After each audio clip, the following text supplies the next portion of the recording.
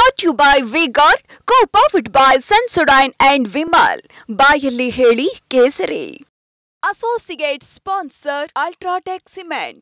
ಪರಪ್ಪನ ಅಗ್ರಹಾರ ಜೈಲಿನಿಂದ H D. Revanna release ಆಗಿದ್ದಾರೆ. ಜೈಲಿನಿಂದ ನೇರವಾಗಿ ದೇವೇಗೌಡರ ನಿವಾಸಕ್ಕೆ ಎಚ್.ಡಿ. ರೇವಣ್ಣ ತೆರಳಿದ್ರು.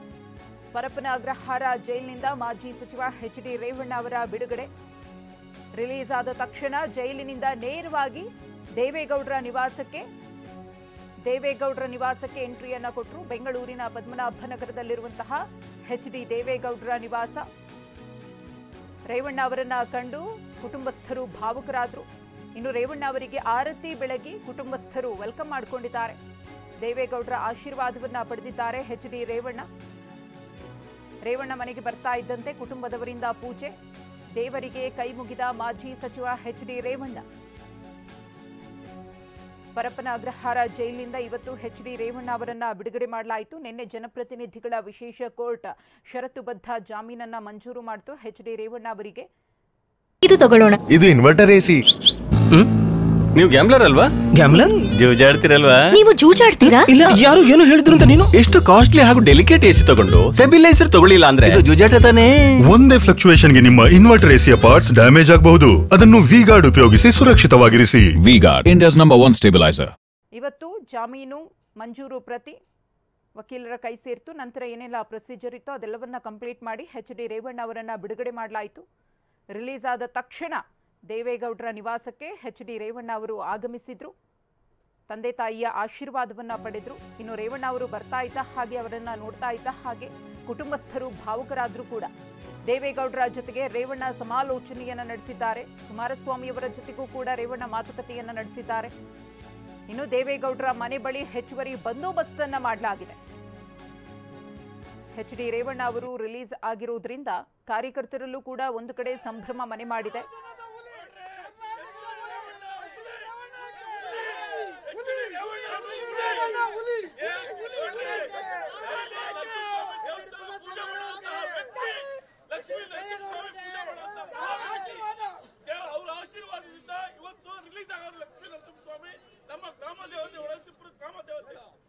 ಆಶೀರ್ವಾದದಿಂದ ಇವತ್ತು ನಮ್ಮ ದೇವರು ರೇವಣ್ಣ ಅವರು ರಿಲೀಸ್ ಆಗವ್ರೆ. ಅದಕ್ಕೋಸ್ಕರವಾಗಿ ಎಲ್ಲರೂ ಸ್ವಾಮಿ ನೆನೆಸ್ಕೊಂಡೆ ಲಕ್ಷ್ಮೀ ನರಸಿಂಹಸ್ವಾಮಿ ದೇವರ ಸನ್ನಿಧಾನದಲ್ಲಿರೋದಂತಹ ಲಕ್ಷ್ಮೀ ನರಸಿಂಹಸ್ವಾಮಿ ಜೈ. ಜೈಲಿನಿಂದ ಮಾಜಿ ಸಚಿವ ಎಚ್.ಡಿ. ರೇವಣ್ಣ ಬಿಡುಗಡೆಯಾದ ಹಿನ್ನೆಲೆಯಲ್ಲಿ ರೇವಣ್ಣ ಅವರನ್ನ ಭೇಟಿಯಾಗೋದಕ್ಕೆ ಜೆಡಿಎಸ್ನ ನಾಯಕರು ಆಗಮಿಸುತ್ತಿದ್ದಾರೆ. ದೇವೇಗೌಡರ ನಿವಾಸಕ್ಕೆ ಜೆಡಿಎಸ್ ನಾಯಕರ ಭೇಟಿ. ಕೆಆರ್ಪೇಟೆ ಶಾಸಕ ಮಾಗಡಿ ಮಂಜು ಆಗಮನ. ಹಾಗೆಯೇ ಮೈಸೂರಿನ ಕೆಲ ಆಪ್ತ ಶಾಸಕರು ಮತ್ತು ಎಂಎಲ್ಸಿಗಳ ಜೊತೆಗೂ ಕೂಡ ಮಾತುಕತೆ ನಡೆದಿದೆ. ಸಾರಾ ಮಹೇಶ್, ಎಂಎಲ್ಸಿ ಮಂಜೇಗೌಡ ಸೇರಿ ಅನೇಕರು ಭಾಗಿಯಾಗಿದ್ರು.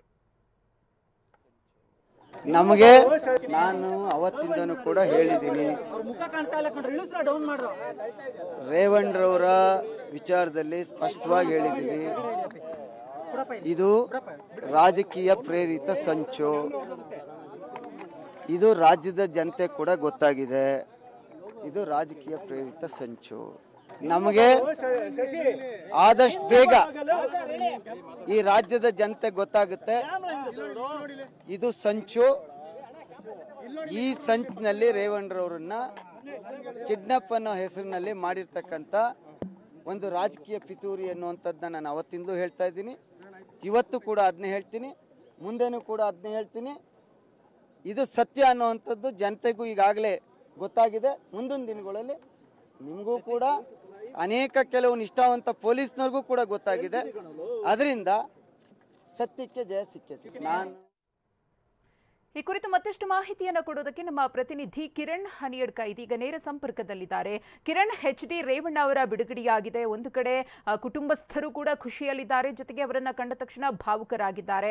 ಹಾಗೆಯೇ ಒಂದಷ್ಟು ಮಂದಿ ಜೆಡಿಎಸ್ನ ನಾಯಕರು ಕೂಡ ಅವರನ್ನ ಭೇಟಿಯಾಗಿ ಮಾತುಕತೆಯನ್ನ ನಡೆಸಿದ್ದಾರೆ.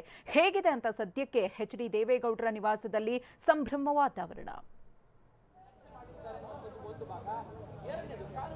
ಮಧುಶ್ರೀ, ರೇವಣ್ಣ ಈಗ ದೇವೇಗೌಡರ ಪದ್ಮನಾಭನಗರದ ನಿವಾಸದಲ್ಲಿದ್ದಾರೆ. ಮಾಜಿ ಮುಖ್ಯಮಂತ್ರಿ ಮತ್ತು ಸಹೋದರ ಎಚ್ ಡಿ ಕುಮಾರಸ್ವಾಮಿ ಅವರು ಕೂಡ ಈಗ ದೇವೇಗೌಡರ ನಿವಾಸದಲ್ಲಿದ್ದಾರೆ. ಹೀಗಾಗಿ ಮಾತುಕತೆಗಳು ಒಳಗೆ ಮಾತುಕತೆಯನ್ನು ನಡೆಸ್ತಿದ್ದಾರೆ. ಜೈಲಿನಿಂದ ಬಿಡುಗಡೆಯಾಗಿ ಬಂದ ಬಳಿಕ ಈಗ ನೇರವಾಗಿ ದೇವೇಗೌಡರ ನಿವಾಸಕ್ಕೆ ಬಂದ ಹಿನ್ನೆಲೆಯಲ್ಲಿ ಈಗ ಒಂದಷ್ಟು ಭೋಜನ ಮತ್ತಿತರ ಕೆಲಸಗಳಲ್ಲಿ ಈಗ ರೇವಣ್ಣ ಮತ್ತು ಕುಟುಂಬದ ಸದಸ್ಯರು ತೊಡಗಿಕೊಂಡಿದ್ದಾರೆ. ಇದರ ಜೊತೆಗೆ ರೇವಣ್ಣನವರ ಆಪ್ತರು ಮತ್ತು ಜೆಡಿಎಸ್ನ ಶಾಸಕರು ಕೂಡ ದೇವೇಗೌಡರ ನಿವಾಸಕ್ಕೆ ಭೇಟಿಯನ್ನು ಕೊಡ್ತಾ ಇದ್ದಾರೆ. ಅಂದ್ರೆ ರೇವಣ್ಣ ಅವರನ್ನ ಭೇಟಿ ಮಾಡುವಂತ ಉದ್ದೇಶದಿಂದ ಭೇಟಿಯನ್ನು ಕೊಡ್ತಾ ಇರುವಂತದ್ದು. ಈಗಲೇ ಮಾಜಿ ಶಾಸಕ ಸಾರಾ ಮಹೇಶ್ ಮತ್ತು ಕೇರಪೇಟೆ ಶಾಸಕ ಚಂದ್ರು, ಅದೇ ರೀತಿ MLC ಮಂಜೇಗೌಡ ಸೇರಿದಂತೆ ಕೆಲವು ಜೆಡಿಎಸ್ನ ಮುಖಂಡರು ಇಲ್ಲಿ ದೇವೇಗೌಡರ ನಿವಾಸಕ್ಕೆ ಭೇಟಿ ಕೊಟ್ಟು ರೇವಣ್ಣ ಅವರನ್ನ ಭೇಟಿ ಮಾಡಿ ಹೋಗಿದ್ದಾರೆ. ಇದರ ಜೊತೆಗೆ ಸಾಕಷ್ಟು ಸಂಖ್ಯೆಯಲ್ಲಿ ಜೆಡಿಎಸ್ನ ಕಾರ್ಯಕರ್ತರು ಕೂಡ ಇಲ್ಲಿ ನೆರೆದಿದ್ದಾರೆ. ದೇವೇಗೌಡರ ಮನೆ ಮುಂಭಾಗದಲ್ಲಿ ಸಾಕಷ್ಟು ಜೆಡಿಎಸ್ ಕಾರ್ಯಕರ್ತರು ನಿಂತಿರುವುದನ್ನು ನಾವಿಲ್ಲಿ ದೃಶ್ಯಗಳಲ್ಲಿ ನೋಡ್ತಾ ಇದ್ದೀವಿ. ಅಲ್ಲೇನು ಈಗ ಸದ್ಯಕ್ಕೆ ಒಂದಷ್ಟು ಜನ ಗುಂಪುಗೂಡಿ ನಿಂತಿರುವಂತಹ ದೃಶ್ಯ ಏನು ಕಾಣಿಸ್ತಾ ಇದೆ ಮಧುಶ್ರೀ, ಅದು ದೇವೇಗೌಡರ ನಿವಾಸದ ಪ್ರವೇಶ ದ್ವಾರ. ಆ ಪ್ರವೇಶ ದ್ವಾರದಲ್ಲಿ ಒಂದಷ್ಟು ಜನ, ಸುಮಾರು 50ಕ್ಕೂ ಹೆಚ್ಚು ಜೆಡಿಎಸ್ನ ಕಾರ್ಯಕರ್ತರು ನೆರೆದಿರುವಂತದ್ದು. ಇವರೆಲ್ಲರೂ ಕೂಡ ಹಾಸನ ಮತ್ತು ಮಂಡ್ಯ ಭಾಗದಿಂದ ಬಂದಿರುವಂತಹ ಜೆಡಿಎಸ್ನ ಕಾರ್ಯಕರ್ತರು ರೇವಣ್ಣ ಅವರನ್ನ ಭೇಟಿ ಮಾಡಬೇಕು ಅನ್ನುವಂಥ ಉದ್ದೇಶದಿಂದ ಬಂದಿದ್ದಾರೆ. ಆದರೆ ಸದ್ಯಕ್ಕೆ ಅವರಿಗೆ ಯಾರಿಗೂ ಕೂಡ ಅಲ್ಲಿ ಒಳಗೆ ಪ್ರವೇಶವನ್ನ ಮಾಡೋದಕ್ಕೆ ಅವಕಾಶವನ್ನ ಕೊಟ್ಟಿಲ್ಲ. ಎಲ್ಲರೂ ಕೂಡ ಹೊರಗಡೆ ನಿಂತು ಕಾಯ್ತಾ ಇದ್ದಾರೆ. ಇನ್ನು ಮನೆಯ ಮುಂಭಾಗದಲ್ಲಿ, ಅಂದ್ರೆ ದೇವೇಗೌಡರ ನಿವಾಸದ ಮನೆಯ ಮುಂಭಾಗದಿಂದ ಸುಮಾರು 25ರಿಂದ 30 ಮೀಟರ್ ದೂರದಷ್ಟು ಮುಖ್ಯ ರಸ್ತೆಯವರೆಗೂ ಕೂಡ ಇಲ್ಲಿ ರಸ್ತೆಯನ್ನ ಬಂದ್ ಮಾಡಲಾಗಿದೆ. ಪೊಲೀಸರು ಬ್ಯಾರಿಕೇಡ್ ಅನ್ನ ಅಳವಡಿಸಿ ಅಲ್ಲಿ ರಸ್ತೆಯನ್ನ ಬಂದ್ ಮಾಡಿದ್ದಾರೆ. ಅಲ್ಲಿ ಯಾರಿಗೂ ಕೂಡ ಒಳಗೆ ಪ್ರವೇಶ ಮಾಡೋದಕ್ಕೆ ಅವಕಾಶ ಇಲ್ಲದಂತಹ ರೀತಿಯಲ್ಲಿ ಬಂದ್ ಮಾಡಿದ್ದಾರೆ. ಇಷ್ಟು ಜನ ಕಾರ್ಯಕರ್ತರು ಒಳಗೆ ಹೋಗಿದ್ದಾರೆ, ಅವರಿಗೆ ಮಾತ್ರ ಈಗ ಪ್ರವೇಶ ಸಿಕ್ಕಿದೆ. ಉಳಿದಂತ ಯಾರಿಗೂ ಹೊಸದಾಗಿ ಆನಂತರ ಬಂದವರಿಗೆ ಯಾರಿಗೂ ಕೂಡ ಇಲ್ಲಿ ಅವಕಾಶ ಸಿಗ್ತಾರ. ಅಲ್ಲಿ ಎಲ್ಲರೂ ಕೂಡ ಘೋಷಣೆಯನ್ನ ಕೂಗ್ತಿರುವಂತದ್ದು, ರೇವಣ್ಣ ಪರವಾದಂತಹ ಜೈಕಾರವನ್ನ ಹಾಕ್ತಿರುವಂತಹ ದೃಶ್ಯವನ್ನು ಕೂಡ ನಾವು ನೋಡ್ತಾ ಇದ್ದೇವೆ.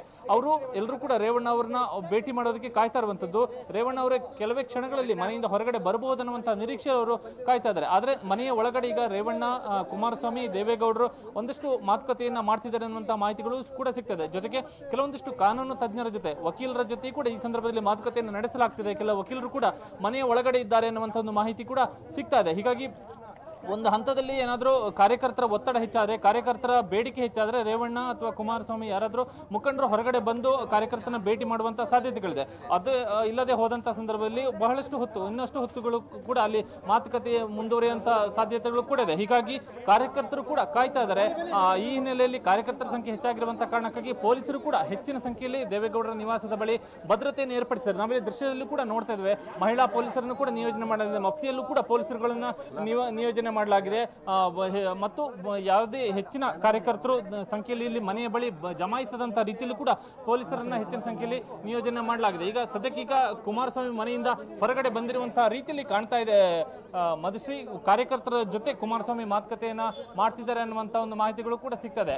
ರೇವಣ್ಣ ಅವರ ಜೊತೆ ಮಾತುಕತೆ ನಡೆಸಿ ಕುಮಾರಸ್ವಾಮಿ ಮನೆಯಿಂದ, ಅಂದ್ರೆ ದೇವೇಗೌಡರ ಪದ್ಮನಾಭನಗರ ನಿವಾಸ ಏನಿದೆ, ಆ ನಿವಾಸದಿಂದ ನಿರ್ಗಮಿಸುವಂತಹ ಒಂದು ಸಾಧ್ಯತೆಗಳು ಕೂಡ ಕಂಡು ಬರ್ತಾ ಇದೆ. ಹಾಗಾಗಿ ಕುಮಾರಸ್ವಾಮಿ ಈಗ ಸದ್ಯಕ್ಕೆ ಮನೆಯಿಂದ ಹೊರಗಡೆ ಬಂದಿದ್ದು ಕಾರ್ಯಕರ್ತರ ಜೊತೆ ಮಾತುಕತೆಯನ್ನ ಮಾಡ್ತಾ ಇದ್ದಾರೆ. ಇನ್ನು ಕೆಲವೇ ಹೊತ್ತಿನಲ್ಲಿ ರೇವಣ್ಣ ಕೂಡ ಬಹುತೇಕ ಇವತ್ತೇ ಅವರು ಹಾಸನಕ್ಕೆ ತೆರಳುತ್ತಾರೆ ಅನ್ನುವಂತ ಒಂದು ಮಾಹಿತಿ ಕೂಡ ಸಿಗ್ತಾ ಇದೆ. ಹಾಗಾಗಿ ಒಂದು ವೇಳೆ ದೇವೇಗೌಡರ ಜೊತೆ ಮಾತುಕತೆಯನ್ನು ಮುಗಿಸಿದ ಬಳಿಕ ರೇವಣ್ಣ ಇವತ್ತೇ ಹಾಸನಕ್ಕೆ ತೆರಳಬಹುದು ಅಥವಾ ಬೆಂಗಳೂರಿನ ಬಸವನಗುಡಿಯಲ್ಲಿರುವಂತಹ ತಮ್ಮ ನಿವಾಸಕ್ಕೂ ತೆರಳಬಹುದು. ಆ ಎರಡು ಸಾಧ್ಯತೆಗಳು ಕೂಡ ಇದೆ. ಹಾಗಾಗಿ ಸದ್ಯಕ್ಕೀಗ ದೇವೇಗೌಡರ ನಿವಾಸದಲ್ಲಿ ಒಂದಷ್ಟು ಮಾತುಕತೆಗಳು, ಕಾರ್ಯಕರ್ತರ ಜಮಾವಣೆ, ಇಂತಹ ದೃಶ್ಯಗಳು ಕಂಡು ಬರ್ತಾ ಇದೆ. ಮಧುಶ್ರೀ, ಧನ್ಯವಾದ ಕಿರಣ್ ತಮ್ಮೆಲ್ಲ ಮಾಹಿತಿಗಾಗಿ.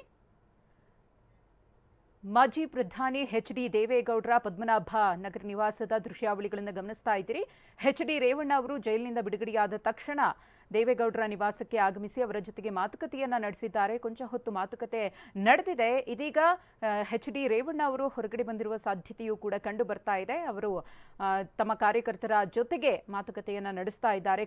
ಕಾರ್ಯಕರ್ತರು ಕೂಡ ಎಚ್.ಡಿ. ರೇವಣ್ಣ ಅವರ ಬಂಧನ ಆದ ದಿನದಿಂದಲೂ ಕೂಡ ಮಂಕಾಗಿದ್ರು, ಬಹಳಷ್ಟು ಬೇಸರವನ್ನ ಹೊರಹಾಕಿದ್ರು. ಯಾಕೆ ಈ ರೀತಿ ಮಾಡಿದ್ರು, ರಾಜಕೀಯ ಷಡ್ಯಂತ್ರದಿಂದ ನಮ್ಮ ನಾಯಕರನ್ನ ಜೈಲಿಗೆ ಕಳಿಸಿದ್ರು ಅಂತ ಹೇಳಿ ಭಾವುಕರಾಗಿ ಎಷ್ಟೋ ಮಂದಿ ಮಾತನಾಡಿದ್ದು ಕೂಡ ಇದೆ. ಇವತ್ತು ಎಚ್.ಡಿ. ರೇವಣ್ಣ ಅವರು ಬಿಡುಗಡೆಯಾಗ್ತಾ ಇದ್ದ ಹಾಗೆ ದೇವೇಗೌಡರ ನಿವಾಸಕ್ಕೆ ಅನೇಕ ಕಾರ್ಯಕರ್ತರು ಮತ್ತು ಜೆಡಿಎಸ್ನ ನಾಯಕರು ದೌಡಾಯಿಸಿ ಅವರನ್ನ ಮಾತನಾಡಿಸುವಂತಹ ಪ್ರಯತ್ನಕ್ಕೆ ಮುಂದಾಗಿದ್ದಾರೆ. ಎಚ್.ಡಿ. ರೇವಣ್ಣ ಅವರ ಪರವಾಗಿ ಜಯಘೋಷವನ್ನ ಮೊಳಗಿಸ್ತಾ ಇದ್ದಾರೆ. ಇನ್ನು ಎಚ್.ಡಿ. ರೇವಣ್ಣ ಅವರು ದೇವೇಗೌಡರ ಜೊತೆಗೆ ಕುಮಾರಸ್ವಾಮಿ ಅವರ ಜೊತೆಗೆ ಮಾತುಕತೆಯನ್ನ ನಡೆಸಿದ್ದಾರೆ.